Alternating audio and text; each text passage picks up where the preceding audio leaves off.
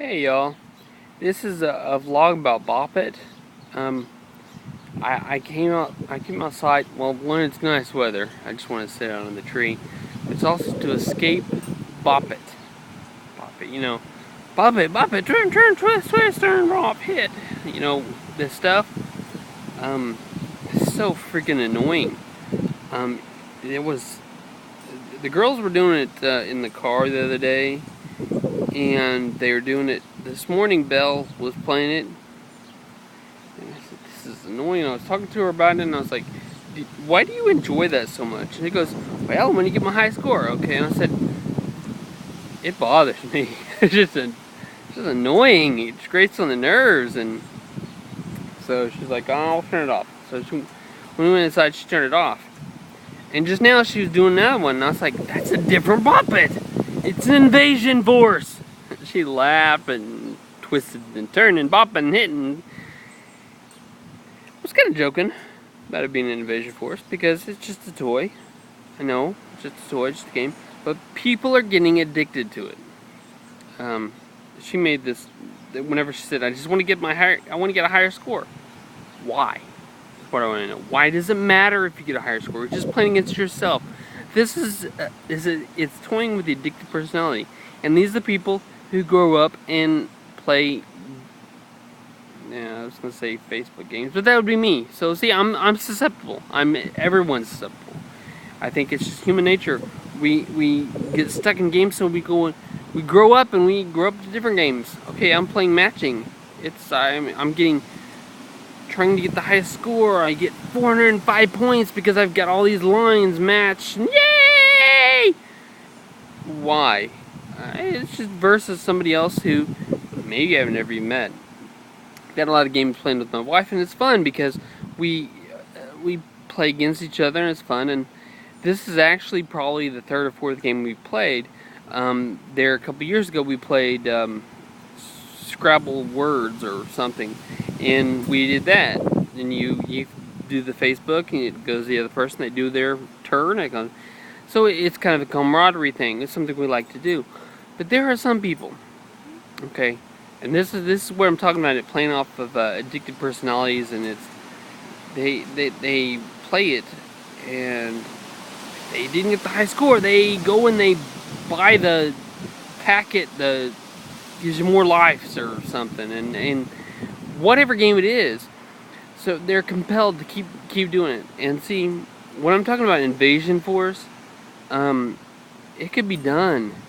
It could be done so easily to take over the nation, because probably 85% of people or 90% of people or more, or maybe less, I'm not good at statistics, but I think a lot of people are just totally one-mindedly addicted to something. So if somebody wanted to take over the country and they wrote this game, and they could do it. It's mind control. It's mind control. Okay, that just leads me to another thought about mind control game thing. There's this virtual game that was on Star Trek Next Generation. Y'all laugh at it because it's science fiction, so haha, you're a nerd. You don't matter. No, I do matter.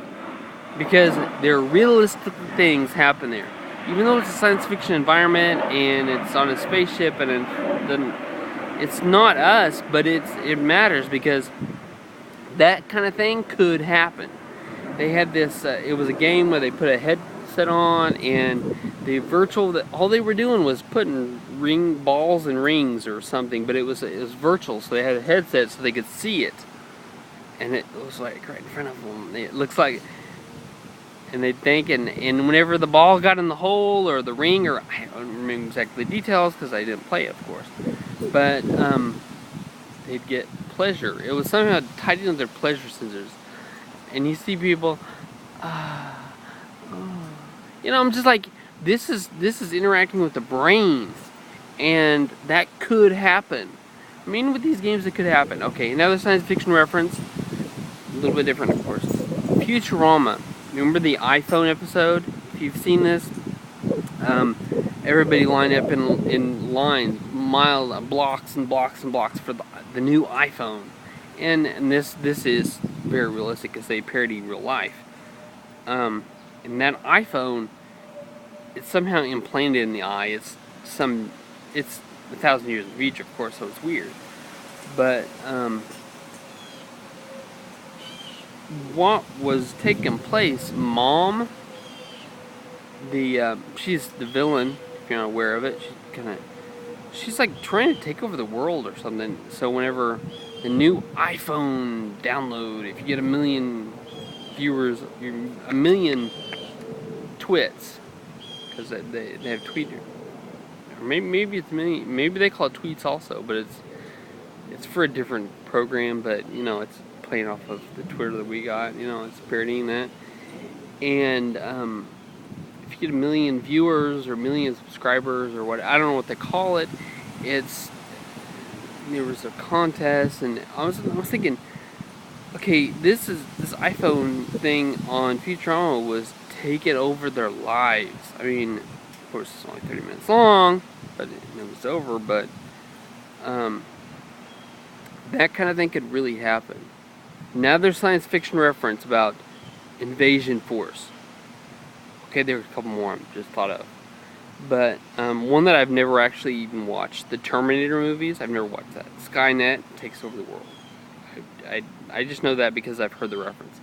Skynet's the computer thing. And it relates, in my head anyway, I don't know if it relates to everybody else, but it relates to like Siri, on iPhone 5. So Siri, like half the country has access to Siri. Siri, take me there, Siri. And they rely on Siri to give them directions for things and to give them advice. And thinking, that's the first step, when you start relying on technology to do this kind of stuff.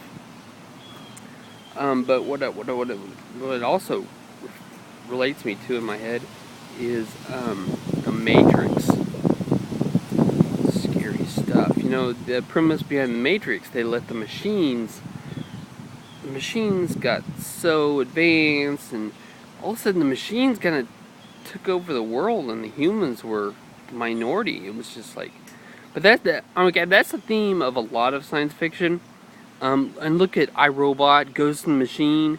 Eventually, the robots are going to go crazy and try to take over the stuff. This comes a long way from Bop-it. Bop-it is a game. But it all relates, I think, to how we let our humanness kind of go and let technology, games for technology, we let the technology kind of take over, like kind of run our lives. And